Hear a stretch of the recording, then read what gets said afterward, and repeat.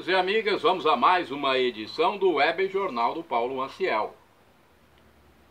Mais uma edição de notícias gratuitas para você.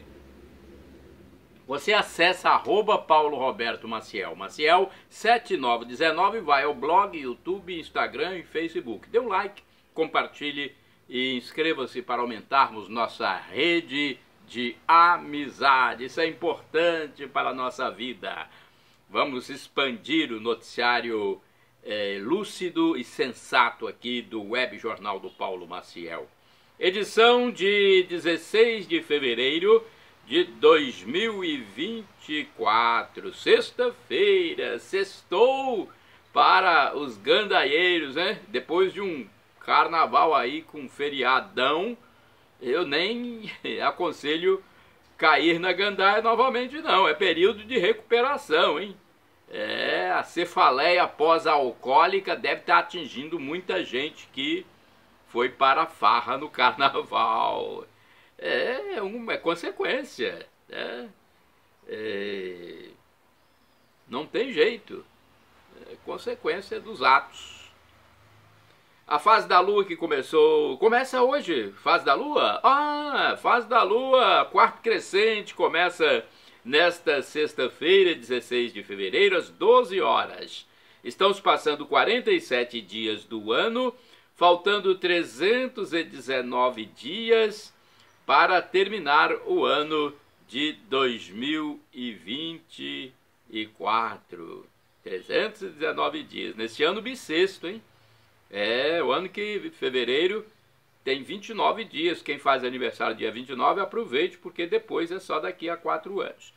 O tempo da quaresma está vigendo para penitência e conversão. Vai de 14 de fevereiro a 28 de março, na Igreja Católica Apostólica Romana.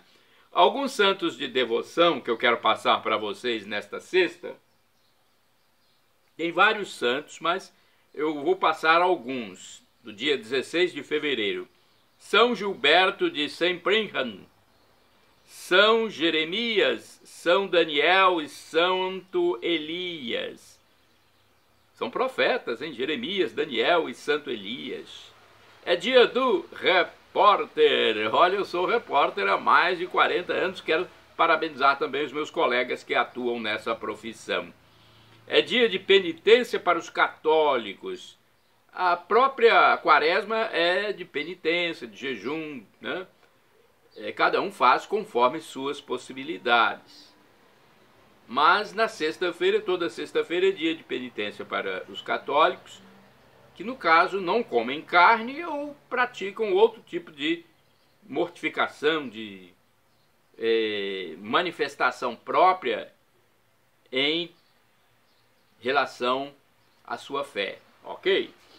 Bem, vamos lá para falar de missas também. Dia 16, sexta-feira, 19 horas, tem celebração eucarística na Catedral Sagrado Coração de Jesus. Eu quero lembrar a vocês que há missas diariamente às 19 horas na Catedral. E ao meio-dia também tem missa nesta sexta.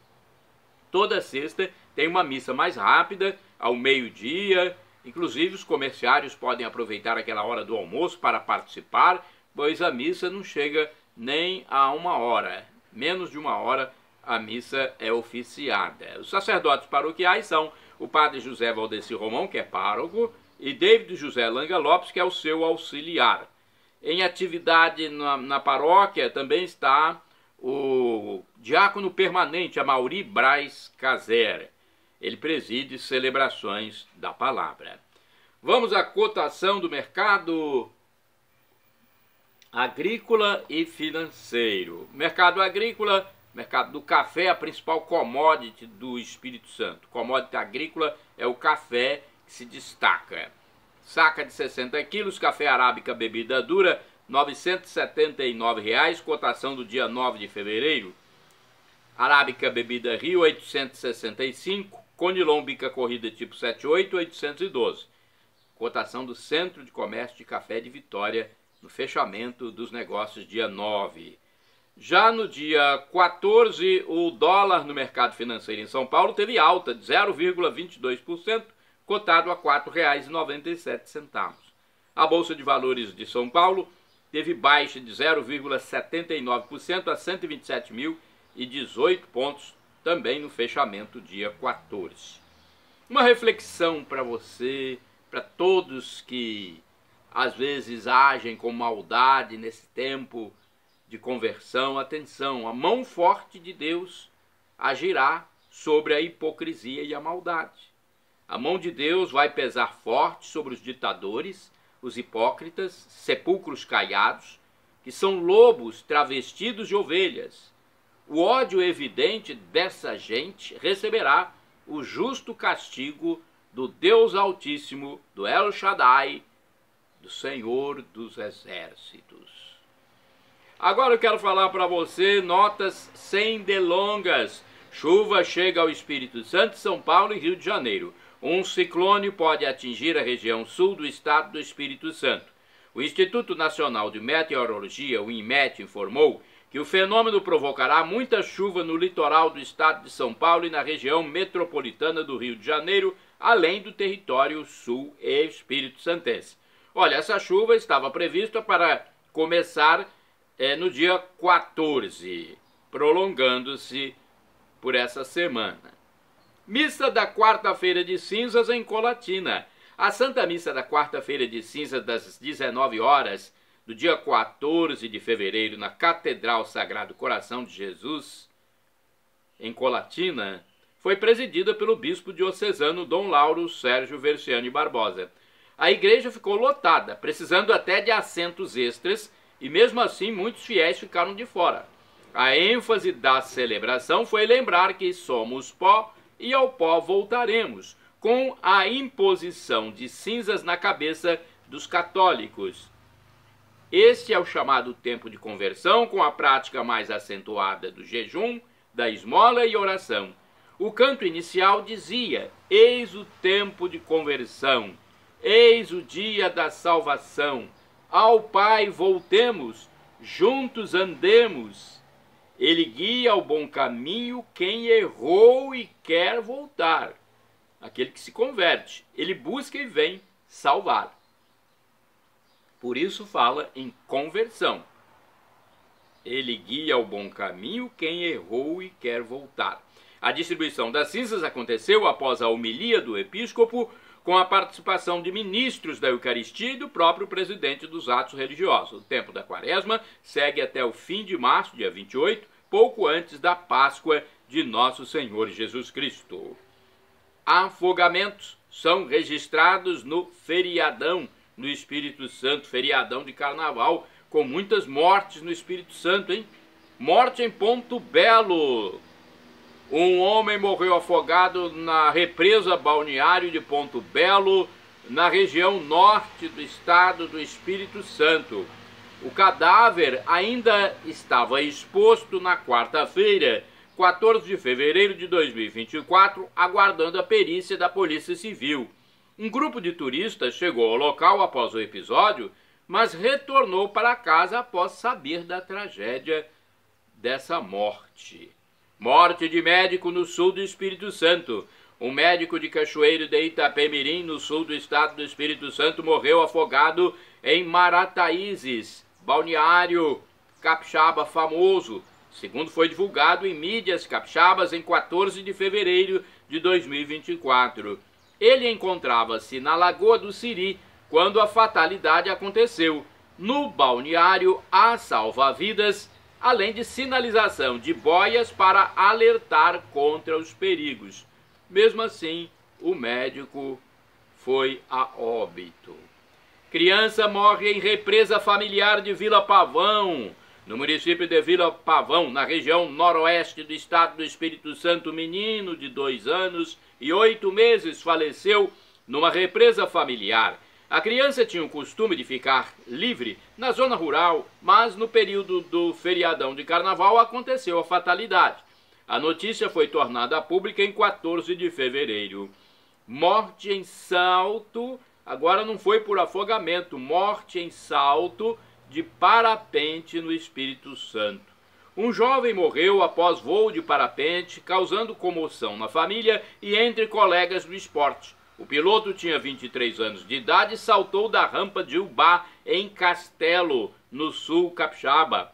Foi na manhã de terça-feira de carnaval, 13 de fevereiro de 2024. Ele não conseguiu acionar o paraquedas reserva e caiu, indo a óbito. O falecido, melhor dizendo, era iniciante no voo livre e morava em Leopoldina, Minas Gerais. Nossos pêsames a todos os falecidos aí, tanto por afogamento quanto por esse voo inusitado.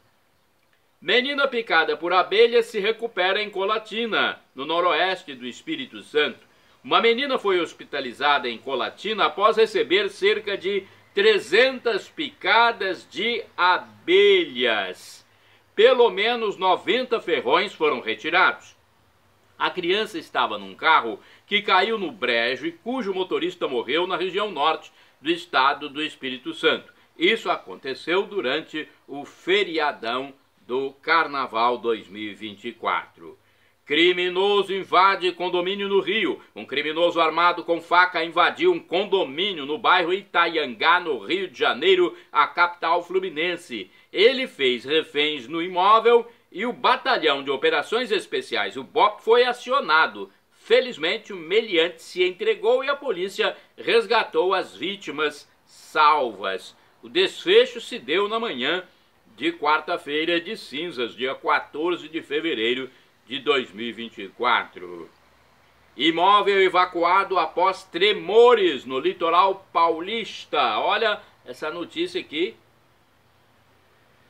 que causa repercussão, ecoa em várias mídias. Um edifício com mais de 20 pavimentos foi evacuado por risco de colapso no município de Praia Grande, localizado no litoral do estado de São Paulo. Na hora dos tremores, moradores pensaram que poderia ser um cano estourado ou explosão de botijão de gás. A prefeitura providenciará projetos e laudos da construção a fim de averiguar o que pode ter causado o incidente. O caso se deu em 13 de fevereiro de 2024.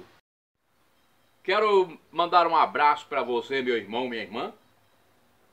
Você que segue meus endereços eletrônicos, endereços na web, @Paulo Roberto Maciel, Maciel 7919.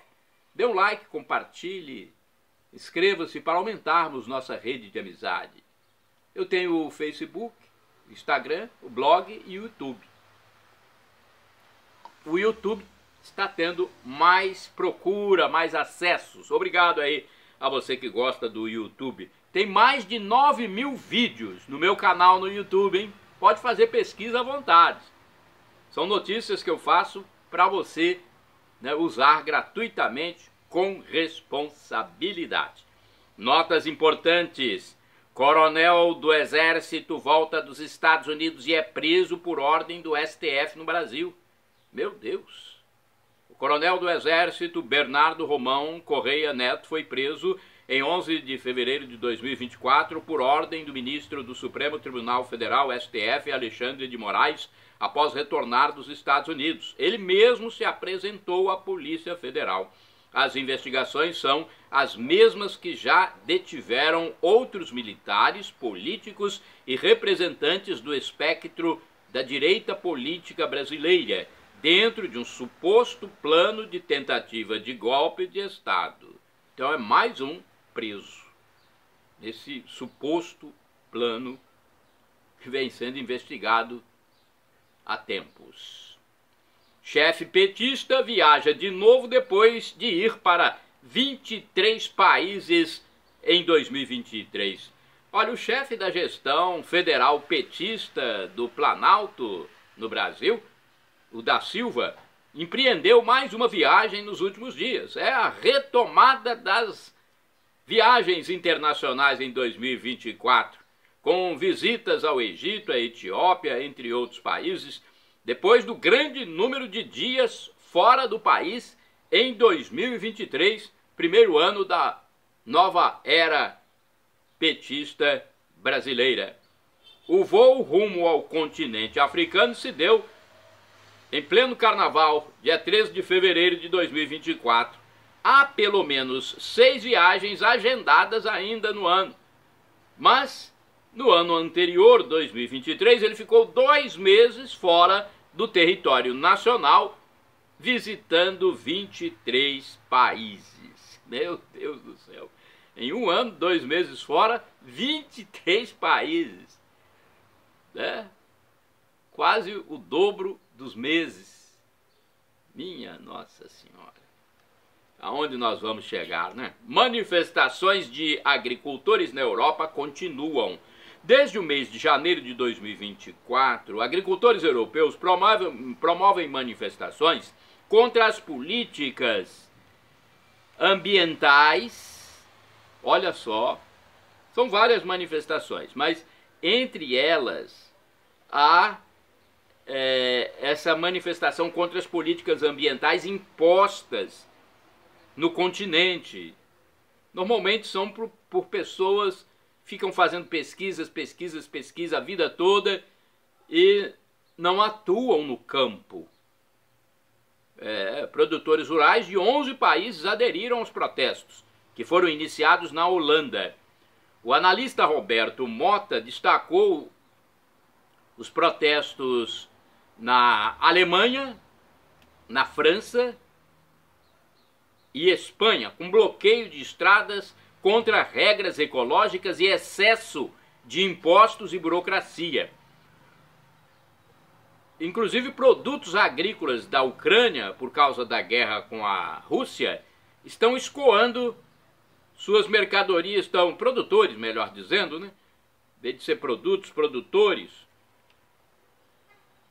agrícolas da Ucrânia, por causa da guerra com a Rússia, estão escoando suas mercadorias no mercado europeu, o que também indigna os lavradores locais, pois eles não conseguem competir assim.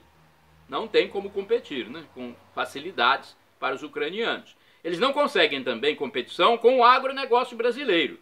O jornalista José Maria Trindade disse que não há como romantizar a situação, pois envolve dinheiro, ou seja, mexe no bolso de todos. Trata-se de uma estratégia dos agricultores europeus que possui muita força política.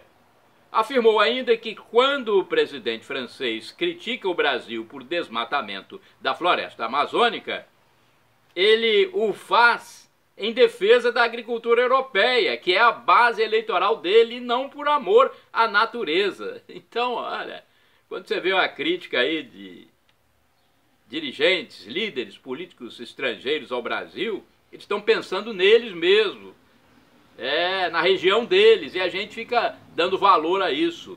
O tratoraço pode, inclusive, ser intensificado, pois o custo de vida aumentou na Europa por causa da pandemia, e há a guerra dos ucranianos e russos, que também atrapalha a vida no continente europeu. Pela primeira vez, presos fogem de penitenciária de segurança máxima no Brasil. Um fato que nunca tinha acontecido tornou-se realidade na penitenciária federal de Mossoró, no estado do Rio Grande do Norte. 2 presos pertencentes ao Comando Vermelho, com origem no Rio de Janeiro, fugiram da cadeia pela primeira vez. Eles estão envolvidos em homicídios, tráfico de drogas e organização criminosa e encontravam-se na unidade de segurança máxima desde setembro de 2023. A fuga foi registrada em 14 de fevereiro de 2024, quarta-feira, no fim da tarde. Olha só essa notícia que repercute muito mal. Investiga-se se há envolvimento de agentes públicos ou em que circunstâncias houve a saída dos criminosos perigosos. A Secretaria Nacional de Políticas Penais do Ministério da Justiça é responsável pelo sistema penitenciário federal. Os fugitivos serão incluídos na lista da Interpol e a gestão petista federal do Planalto criou um gabinete de crise para tratar do tema. Olha, primeira vez que presos fogem da penitenciária de segurança máxima em 2023. agora em 2024. Meu Deus, aonde vamos chegar, gente? Olha, eu quero falar para você sobre economia. Você que acessa meus endereços telemáticos, @PauloRobertoMaciel, Maciel 7919. Você vai ao YouTube, blog, Instagram e Facebook. Escola Austríaca destaca a importância do livre mercado e da concorrência sem intervenção governamental. O planejamento centralizado no governo limita a concorrência e, consequentemente, as liberdades individuais. Por isso, os austríacos, em geral, defendem a privatização da economia, ou seja, as empresas privadas. Um estudo de 2019 verifica que o Brasil possui 480 empresas estatais, enquanto os Estados Unidos têm apenas 16. O total de estatais brasileiras corresponde à quantidade de 18 países somados. E por que milhões de pessoas querem ir para o território norte-americano, até enfrentando situações adversas para o seu intento? Porque existe o sonho americano. Porque o país é um verdadeiro paraíso capitalista, com diversidade de serviços e empresas, oferecendo muitas opções e escolhas para o indivíduo. O intervencionismo governamental é criticado e destaca-se a importância do livre mercado e da propriedade privada e de como a concorrência por bens e serviços é positiva para o consumidor, como defendem os autores da escola austríaca. Com maior concorrência, as empresas também procuram oferecer o melhor serviço e o melhor preço ao cliente. Todos se beneficiam. E qualquer pessoa pode abrir um negócio comercial, empreender, crescer, gerar emprego, gerar renda, progredir. Quantos brasileiros que começaram lá embaixo, numa situação bem pobre, e hoje são pessoas com bom poder aquisitivo, não só tendo boas condições financeiras, mas empregando também outras pessoas que não querem empreender, mas querem ser empregados, trabalhadores, operários. Então é importante, gera renda, gera emprego e todo mundo tem a oportunidade de crescer no capitalismo, né, no livre mercado, sem a intervenção governamental. Infelizmente, no Brasil, com esta gestão da nova era petista no Planalto, há muitas intervenções, inclusive com um sindicalista no Ministério do Trabalho, gente. Eu, como trabalhador, como empregado, nunca precisei de sindicar para nada. Minha saudação a você que acompanha meus endereços telemáticos. @PauloRobertoMaciel, Maciel 7919. Você vai ao YouTube, blog, Instagram, Facebook, ok? Dê o like, compartilhe, inscreva-se para aumentarmos nossa rede de amizade. São notícias gratuitas, sensatas e lúcidas para você. OAB recorre de decisão de ministro do STF que deixa advogados incomunicáveis. Olha, a Ordem dos Advogados do Brasil, OAB, ingressou com recurso contra a decisão do ministro do Supremo Tribunal Federal, STF, Alexandre de Moraes, que proíbe contato entre advogados de indivíduos do espectro político da direita investigados pela Polícia Federal. O presidente do Conselho Federal da OAB, Beto Simonetti, afirmou que os advogados não podem ser proibidos de interagir. Juristas dizem que restrição à comunicação de advogados e investigados é um grave equívoco, segundo foi publicado no endereço eletrônico Consultor Jurídico. Bolsonaro convoca povo para manifestação pelo Estado Democrático de Direito. O ex-presidente da República, Jair Messias Bolsonaro, postou um vídeo convidando seus apoiadores para uma manifestação pública na Avenida Paulista, em São Paulo, capital. O ato democrático deve ocorrer em 25 de fevereiro, um domingo.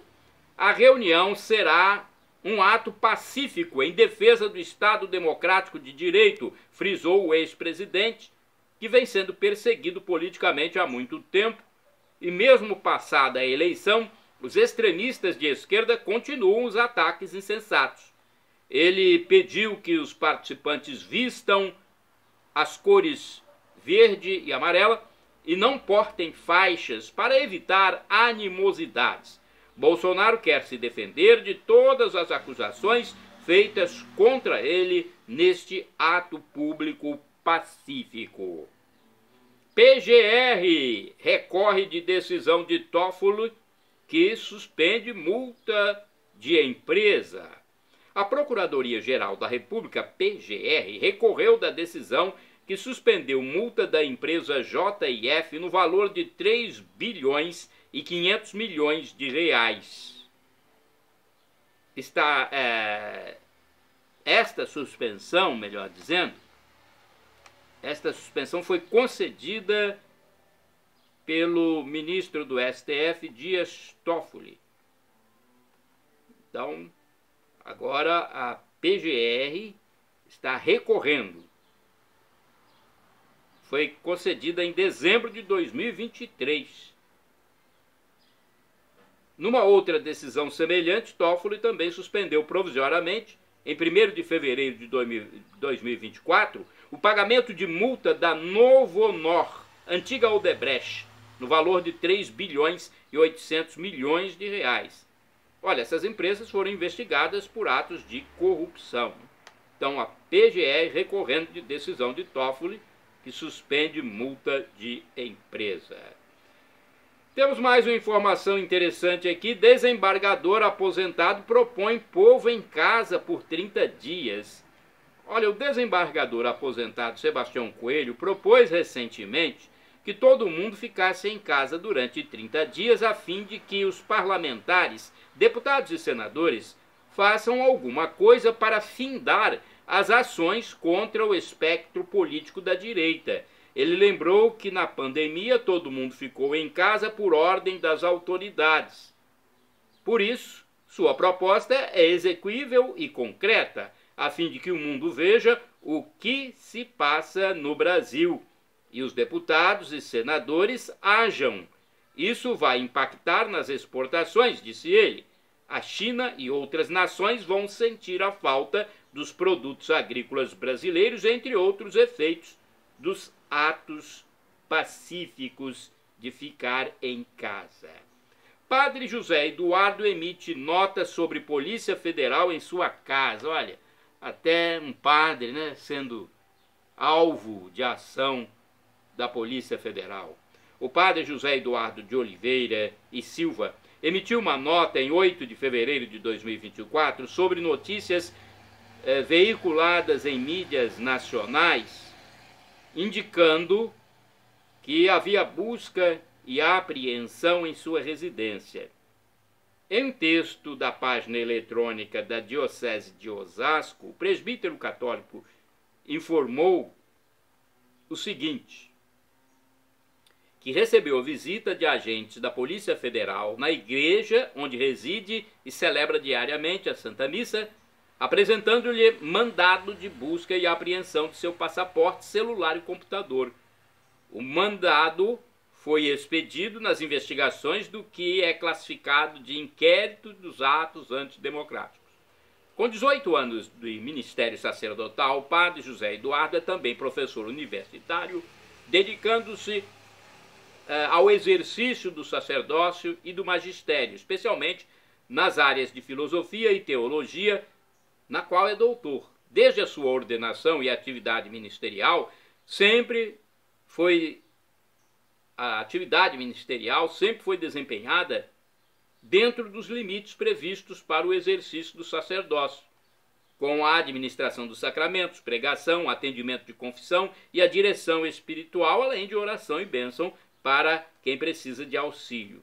Ele afirma que não cooperou nem endossou qualquer ato disruptivo da Constituição, que situa-se abaixo de Deus no país, e recordou o dever de toda a sociedade de combater qualquer tipo de intolerância religiosa. Padre José Eduardo constituiu como advogado o doutor Miguel da Costa Carvalho Vidigal, do qual espera receber respostas pertinentes aos passos jurídicos decorrentes da inusitada e inesperada situação. O sacerdote ainda não tinha obtido naquela data acesso aos autos. O clérigo disse ainda que está em oração, especialmente pela justiça brasileira, para que Deus a conduza. Aqui eu tenho opinião e comentário para vocês, porque é preciso às vezes a gente tecer a opinião, porque eu tenho muitos seguidores que gostam de ouvir esses comentários. E é importante que isso aconteça de uma forma sensata, lúcida. Por que a esquerda ataca tanto o ex-presidente Jair Bolsonaro? Muitos se perguntam por que razão muitas mídias e segmentos políticos, sociais ou jurídicos atacam tanto o ex-presidente da República Jair Messias Bolsonaro. Imagino que, entre outras coisas, pode ser por ódio ou inveja de sua popularidade, ou busca de hegemonia esquerdista marxista de qualquer jeito. E olha que ele sofreu e ainda enfrenta muitas adversidades em vários campos, como na saúde, na política, na justiça. Eis apenas algumas adversidades sofridas por Bolsonaro. Foi vítima de um ataque covarde de tentativa de homicídio em 2018, em plena campanha presidencial, quase morrendo ao ser esfaqueado. O ataque foi perpetrado por indivíduo ligado à esquerda política. Imaginem se fosse o oposto, se fosse a direita que tivesse atacado alguém da esquerda. No início do governo, ele foi impedido de nomear o diretor da Polícia Federal, prerrogativa que lhe foi tirada. Pequenos partidos sem votação expressiva ingressavam frequentemente com ações judiciais, prejudicando a celeridade administrativa do governo. Reunião com conselheiros sobre decretação de estado de defesa ou estado de sítio é algo previsto na Constituição do Brasil. Então ele poderia realizar, sim, reunião com conselhos. Essas medidas, se tivessem sido tomadas, passariam ainda pelo Congresso Nacional. Bolsonaro teve que lidar com uma CPI extemporânea e maldosa em plena pandemia do novo coronavírus. Eu acho que foi o único país que realizou uma CPI na época em que se alastrava uma doença desconhecida pelo mundo. Apoiadores foram alvo do famigerado inquérito do fim do mundo, como classificou o ex-ministro da Suprema Corte, Marco Aurélio Mello. Foram ignoradas decisões anteriores que condenavam o petista da Silva para habilitá-lo na disputa eleitoral. Manifestações democráticas por todo o país respaldavam as preocupações do governo de Bolsonaro. Então, são várias atitudes que foram tomadas e que isso impactou os momentos mais difíceis do presidente Jair Bolsonaro. Ele teve que fazer reuniões para deixar o Brasil mais calmo, mais tranquilo, dentro das 4 linhas da Constituição.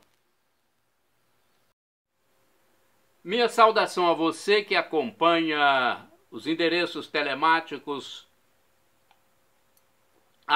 @Paulo Roberto Maciel, Maciel 7919. É o endereço geral. Você vai ao YouTube, blog, Instagram e Facebook. Quer ir apenas no blog? É repórterpaulomaciel.blogspot.com. Juiz nega a ação do Ministério Público Federal contra normas de escolas cívico-militares e órgão recorre. Meu Deus do céu. Até com as escolas cívico-militares querem mexer. O Ministério Público Federal, MPF do Brasil, recorreu da decisão judicial que negou o pedido de liminar em ação civil pública ajuizada pelo órgão a fim de proibir normas de padrões estéticos e de comportamento dos colégios militares e cívico-militares. O argumento utilizado pelo juiz de direito ao negar o pedido de liminar do Ministério Público é de que não há risco iminente ao direito dos alunos para justificar intervenção judiciária.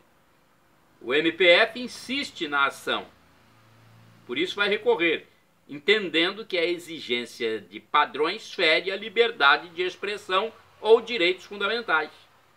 O modelo de educandário, defendido por muitas famílias no Brasil, por causa da boa disciplina e eficiência, existe em âmbito estadual e federal. Essas instituições possuem regulamentos baseados na cultura militar, como corte de cabelo padronizado, cor e tamanho das unhas. O ajuizamento de ação aconteceu em 2023, no início da gestão federal petista do Planalto, que é contra essas escolas. O recurso do Ministério Público se deu agora em 2024. O processo começou no Acre, com efeitos em todo o território nacional. Então o juiz negou, interferir nas escolas cívico-militares, mas os procuradores aí, ou um procurador, não sei, o Ministério Público quer recorrer, ou já recorreu. E outra notícia também, falando de juiz de direito, juiz defende direito do Hospital São Camilo não inserir DIU em genitália. Então o juiz defende direito de Hospital São Camilo de não inserir o DIU em genitália, um contraceptivo. Um juiz de direito recusou a ação com pedido de liminar do Partido Socialismo e Liberdade, o PSOL, partido de esquerda, extrema esquerda, contra o Hospital São Camilo, em São Paulo, que queria obrigar a instituição a inserir o dispositivo intrauterino DIU na genitália feminina. O hospital não faz o procedimento por motivos religiosos católicos, cumprindo normas próprias. A decisão judicial favorável ao estabelecimento sanitário foi tornada pública por mídias diversas em 1º de fevereiro de 2024. Então é uma notícia recente. O magistrado argumentou que o Hospital São Camilo é uma instituição privada católica e não necessita de prestar serviço que afronte a moralidade cristã. Ele justificou também que há outros locais que podem fazer o procedimento contraceptivo. Para o católico, para nós católicos, a vida é um direito inviolável, estando inclusa a defesa do nascituro. Sabe-se que o uso de métodos anticoncepcionais impede a procriação, permitindo apenas a busca por prazer sexual. O mérito do processo ainda será analisado pela Justiça. As diretrizes da unidade hospitalar informam que não são executados procedimentos de contracepção em homens ou mulheres, a não ser em situação de risco de vida. A Sociedade Beneficente São Camilo é mantenedora da instituição, que existe há vários anos em vários estados brasileiros. Então, parabéns aos magistrados aí.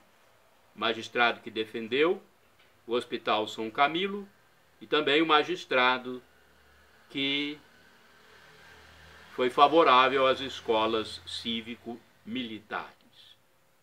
Parabéns pela lucidez, pela sensatez.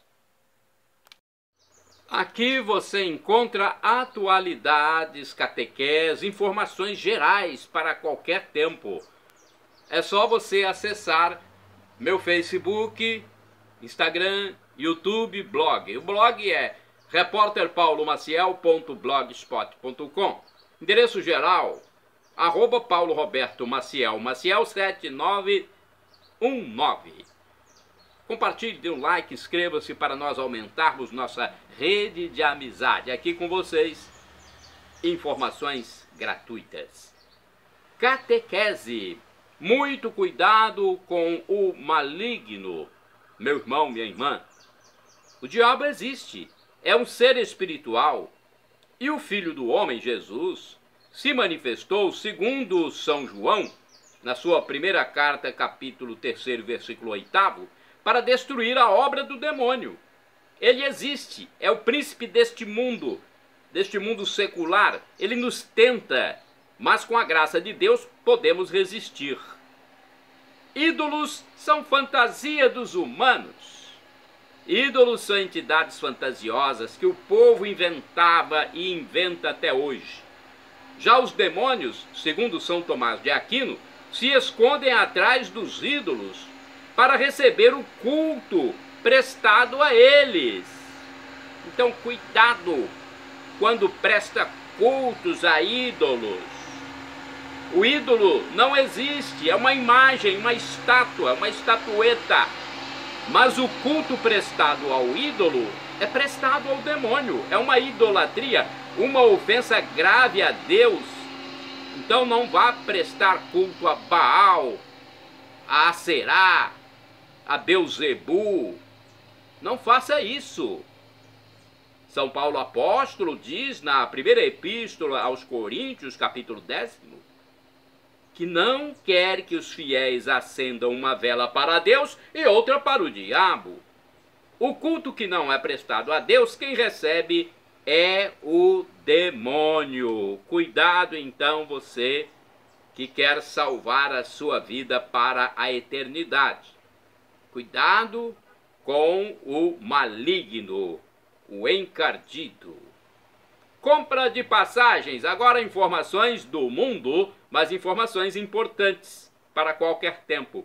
Para comprar passagem da aviação Águia Branca no centro de Vila Velha, o interessado pode se dirigir ao ponto de vendas da rua 7 de setembro, número 300, perto da Praça Duque de Caxias. É mais cômodo do que ir até a estação rodoviária e é possível comprar bilhete para o Rio de Janeiro, São Paulo, Niterói, Teixeira de Freitas, Porto Seguro, Salvador, Itabuna, Linhares, Colatina, São Mateus e Governador Valadares.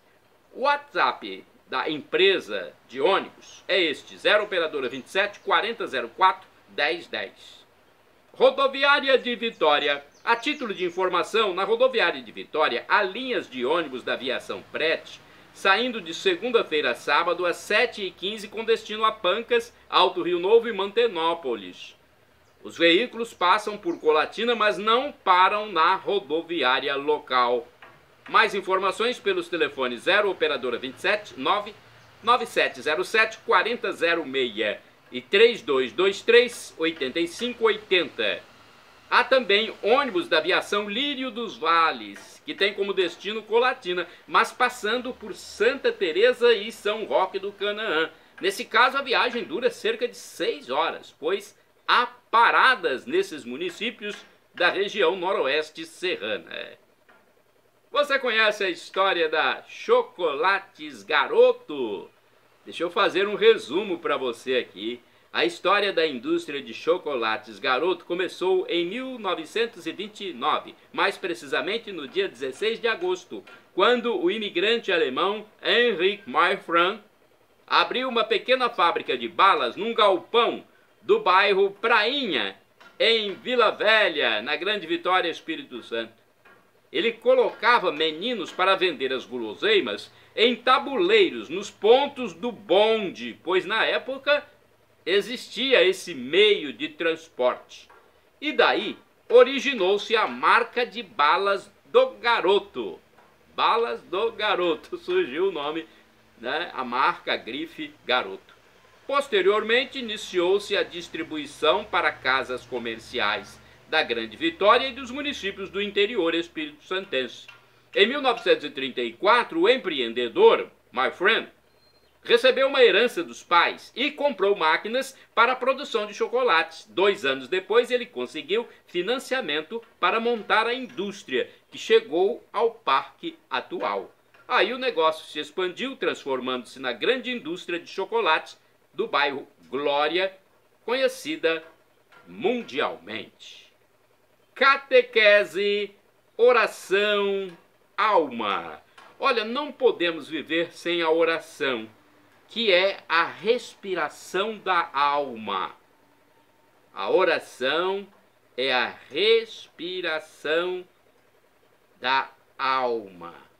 Uma alma que não reza é uma alma morta espiritualmente. A oração é que alimenta a nossa alma, levando a conversa e intimidade com Deus. Quem não reza nunca será um evangelizador de fato, pois não terá força, sabedoria, disposição, vontade. Somente quando se reza, se entra em comunhão com Deus. E aí vem o desejo, a disposição de salvar os pecadores pela evangelização. Reino entregue à igreja, o reino de Deus. Jesus veio para aniquilar o reino de Satanás e entregou o reino de Deus à igreja, que deve levá-lo a todas as nações. A igreja é a semente e o reino só pode crescer a partir dela. Jesus caminhou pregando o evangelho por toda parte. São Paulo apóstolo diz que Deus decidiu salvar a humanidade pela pregação do evangelho. Jesus disse após ressuscitado: ide pelo mundo inteiro, pregai o evangelho a todas as nações, batizando em nome do Pai, do Filho e do Espírito Santo. Quem crer e for batizado será salvo. Quem não crer, não quiser, será condenado. Ou seja, estará jogando fora a salvação eterna. Essa ordem à igreja é cumprida até hoje há mais de 2000 anos. Evangelização do mundo. A história da América mostra que muitos missionários oriundos da Europa chegaram aos países para evangelizar, como os padres José de Anchieta, aos 19 anos, e Manuel de Nóbrega, que chegaram ao Brasil. Havia os agostinianos, franciscanos e mais tarde os jesuítas. Anchieta estudou a língua indígena, deu aula aos índios na língua tupi-guarani, para quem passou o catecismo, evangelizando e batizando. Andava descalço como penitência. Shalom Adonai, expressão hebraica que significa a paz de Deus. Eu desejo para você a paz de meu Deus Jesus Cristo.